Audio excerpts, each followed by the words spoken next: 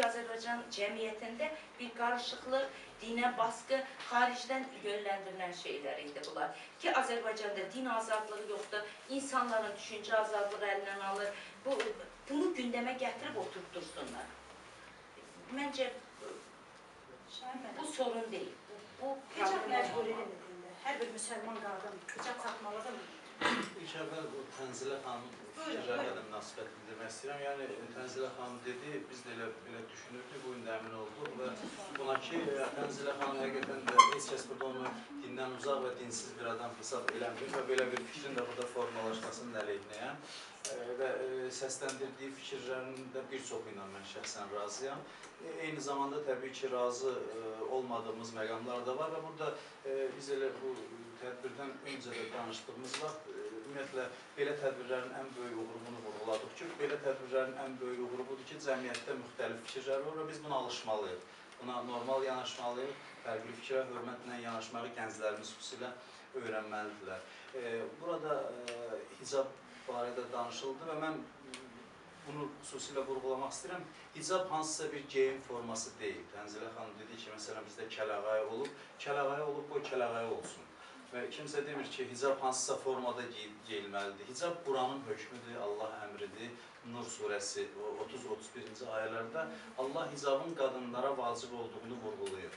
Yəni, bu bir mənalıdır. Dünyada belə bir din alimi... Hər müsəlman qadın hicab taxmalıdır. Müsəlman qadın hicab taxmalıdır. Eyni zamanda burada dini əqidənin, həyat tərzinin könüllü seçim olduğu vurğulandı. Quran da bunu dəstəkləyir. Lə ikrahə fiddin, dində məcburiyyət yoxdur deyən. Dini inancı insanlar könüllü olaraq seçməlidirlər və bu inanca sahib olmalıdırlar və heç kəs kimisə hər hansı bir şəkildə geyinməyə məcbur edə bilməz və yaxud onu məsxərə obyektinə çevirə bilməz. İstər açıq-saçıq insanlar, istər hicablı insanlar, ümumiyyətlə, din bu üsulları qəbul eləmir. Sadəcə olaraq bu dinimizin hökmüdür və Azərbaycan xalqının da hər hansı bir formadasa qadınlarımız örtüyü geyiniblər. Yəni, bu örtü əslində biz örtüyümüzü tərk eləməyimiz Sovet vaxtı dinə qarşı olan total hücumun nəticəsi idi və bu eksperiment uğursuz alındı deyə xalq yenidən öz dəyərlərinə qayıdır. Və hicab ona görə yaxşı deyil ki, bu keçmişlə bağlıdır. Keçmişlə bağlı çox şey ola bilər ki, bugün mütərəqqi dəyərlərlə uzlaşmır deyə biz ondan imtina eləməliyik. Yəni, bəli, sırf keçmişə bağlı olduğuna görə yox. Ola bilər keçmişlə bağlı olan bir sıra dəyərlər var ki, onlar yenə deyirəm, bizim inkişafımıza mane olursa biz onlardan imtina eləyə bilərik. Ola bilər hər hansı bir yenilik, mütərəqqiliyə ziddirsə biz ondan da imtina eləməliyik. Hicab haqda danışarkən onun keçmiş və ya gələcəyə aid olduğu məsələsi vurğulanmamalıdır. Və bir də Tənzilə xanımın bir fikrinə də münasibət bildirmək istəyirəm. Bəli, cəmiyyətdə müəyyən bir radikallaşma meyilləri ilə rastlaşdıq. Din adına sui-istifadələri bir daha vurğulamaq istəyirəm ki, bəzi insanlar var, dindarlığını bir şouya çevirmək istəyir, kimlərəsə mən dindaram deyə özünü göstərmək istəyir. Təbii ki, bu halları bir ilahiyyatçı olaraq və insanlarla təmasda olan bir insan kimi mən vurğulamışam. Hətta öz çıxışlarımızda da, təşkilatımızın tədbirlərində də, məsciddə də çıxışlar zamanı bunu xüsusilə vurğulamışıq ki,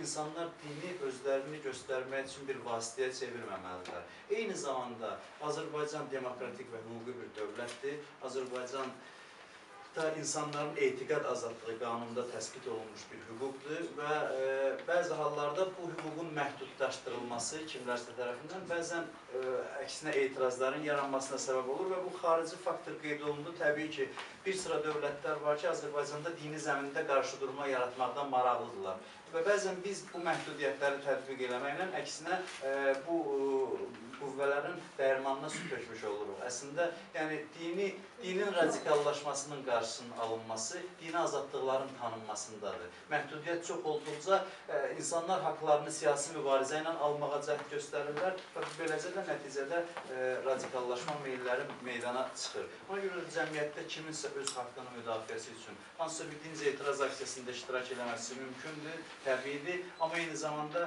imkan vermək olması ki, kimlərsə kənardan bu etirazlardan istifadə edib Azərbaycan dövlətçiliyini zəiflətsinlər, Azərbaycanda hansısa bir zəmində vətəndaş qarşı durması yaratsınlar. Yəni, bu baxımdan mən tam razıyam ki, xarici faktor nəzərə alınmalıdır. Amma bu xarici təsiri minimuma endirmək üçün biz əslində azadlıqları təmin eləməliyik. Suallar. Sualım Tənzilə xanım. valideynlərinizin tam əksini düşünərsə, hicablanmaq istəyərdisə, sizin ona münasibətiniz necə olardı? Valla mən uşaqlarıma tam o məsələlərdə azadlıq verirəm. Yenə bayaq dediyim kimi, mən onların o inanc məsələsinə heç qarışmamışam, qarışmaram da. Amma onun seçimi, əgər istərsə, o cür rahat edərsə qapansın, mən ona heç bir şey söyləyəməm. Amma hər halda mənim evladım düşünmürəm ki, ona, ya bilirsiniz, məsələ ayrı cürdür. Mənim sizin evlatlarınızla, siz də bizim evlatlarımızla söhbət gedir. Məsələ köklü olaraq bugün bizim cəmiyyətimizdə problem olmayan bir şeyi problemə çevirməyə istəyənlərdədir. Məsələ odadır. Qapanırdı da bizim analarımız odur. Mənim yardımlının ən ucqar kəndlərindən biridir mənim yoldaşımın ailəsi. Ora gedirəm, kızlar başını örtür, daha hicab geyinirlər, yaylıqla başlarını bağlayırlar, heç kəs də onlara heç nə demir. Yəni, niyə bağlamışsa? Olub belə şeylər, mən rastlamamışam. O özü bilər, bağlanır, bu cür bağlanır, rahatdır. Dərd odur ki, sonra bunlar çox ciddi məsələlərə çevrilir. Bu illaki hicablanacaq qadına məcburdur ki, bir gözü görünsün, məsələn. Addım-addım ona gedir çox zamanlar. Mən bu yaxınlarda, məsələn, çox Türkiyədə rastladım buna. Müəyyən yerlər var ki, ora açıq-saçıq olanlar, yəni nə mənada, normal mənisi kimi geyinənlər də gəlir, hicablılar da gəlir. Mən orada bir ayrışmanın şahidi oldum. Yəni hicablılar o açıqlara artıq qəribə baxışlarla baxırlar. Və yaxud da o hicab örtməyənlər onlara, bu məni rahatsız edir. Cəmiyyətimizin o cür uyanlara qəribə baxanlar var. Çox pis. Mən onu alqışlamam. Bu İslam bütünləşdirmək, barış deməkdir. Ən gözəl barış dinidir İslam. Bu ayrışdırmalı deyil ki, bu birləşdirməlidir. Bu tendensiyaların yaranmasından rahatsızam. Şahin bəy də dedi onu, yəni var bu faktorlar. Mən xaricdən bizə sırınmaq istəyən İslam dini altında olan bəzi şeylərə qarşıyam mən. Toplumda mən bunun problemi... Bizim parlamentdə İsmət xanımı tanıyırsınız, bir keçən dönəm millət vəkili idi, bir 2 dönəm bundan öncə. Başında axıra qədər kim onunla rahatsız oldu? Oldular, heç kəs Milli Məclisin tribunasında çıxış edirdi.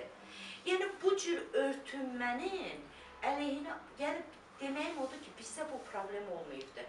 Amma millətimizin geyim tərzinə yabancı olan bəzi şeylər var ki, o rahatsız edir, məni də rahatsız edir. Məsələn, mən ərəb milləti deyilik ki, axı biz. Qadınların görən 4 dənə, 2 dənə gözü görür ki, bura qədər bağlayıb. Niyə? Bu qadın niyə belə əsarət altına? Bir növ əsir etməkdir. Amma İslamda 4 qadına izin verilir. Diqqət etmişəm, kişi 4 dənə xanımını gətirib, 4'ünü də bir masanın arxasında oturub, hamısında gözləri görünür. Biraz təzadlar var da, yəni İslam bunu buyurur, onu da buyurur. Mən yenə deyirəm, mən çox dindar adamam məsələlərdə. Amma İslamın o gözəl üzünü göstərmək lazımdır. Başqa bir sual da var, onu eşidək. Buyurun. Fəridə xanım, sualım sizədir. Sual vermək istərdim ki, siz özünüz buyurdunuz ki, dinin dərslik formasında, yəni insanlara çatdırılmasını tərəfindəsiniz. Bəs sual yaranır ki, hicab insanın elm öyrənməsinə nə maneə törədə bilər ki? Heç maneəçiliyi yoxdur, oxumursunuz. Sizə maneəçiliyi var. Mənə maneəçiliyi yoxdur. Yəni, bəs şagirdlərə necə maneəçiliyi var? Yox, mən şagirdlərin hicabla orta məktəb birinci qızım. Məsələ bilirsiniz, 7 yaşında qız uşağının düşüncəsi o səviyyədə deyil, ya da dini inancı o deyil ki, bu qapanmalıdır. Onun bir yaş dövrü var, ondan sonra o seçim haqqını vermək lazımdır ona. Amma o 7 yaşında qız, əlbəttə, 7 yaşında uşaq nə bilir, 10 yaşında uşaq, onun o düşüncə səviyyəsi o dərəcədə deyil ki, ya dini bilgisi o səviyyədə deyil ki, mütləq ailədən gəlir o, ailədən başqa. Mən orta məktəblərdə qızlarımızın qapanmasını, bax, açıq söyləyeyim burada, bəlkə xoşunuz